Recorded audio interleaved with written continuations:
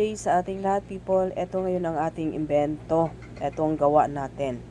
So sa mga baguhan dyan na nanonood sa aking channel, maraming salamat mga people. Good evening sa ating lahat. Good morning, good afternoon all over the country mga people. So meron tayong mga ginagawa rito mga people ay ito ay makakatulong. No, ito ay makakatulong sa mga gawa natin people. Sa mga problemado dyan sa buhay. Halimbawa, ikaw ay problemado dahil umalis, iniwang ka. Ito lang panawag to para bumalik sa iyo ang mahal mo sa buhay. Ito kaya inimbento natin ito mga people. Ginawa natin to. Panawag para sa mga mahal sa buhay. No? Yan ay wish ka lang dito mga people. Humiling ka lang dito sa yung gayumang panawag pasumbalik. Babalik sa iyo ang mga nawala. Halimbawa, pwede mo rin gamitin ito na yung halimbawa nawala yung pagmamahal ng tao sa iyo. Ito, gamitin mo to people. Maaaring pwede mong i-spray. Pwede ring huwag i-spray para hindi maubos ang laman.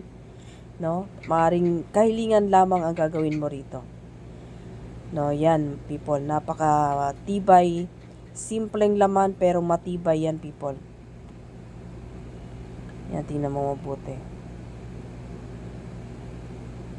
Yan ang gawaan niya, nakahoy na yan, napakaganda. Tawagin mo lang, pabalikin mo, mangyayari na at mangyayari ang nais mo. Itong gayuma na pasumbalik, gayumang panawag, gayumang bumalik loob, gayumang mahalin ka, gayumang hindi ka naiiwan. Okay? So, kung nais ninyo ganito people, ay ito ay limitado lang. Konti lang ang gawa natin dito people. Kaya kung gusto nyo man, i-PM nyo ako sa page, FB account Merly Gonza Pontejos people. Merly Gonza Pontejos. So, maraming salamat.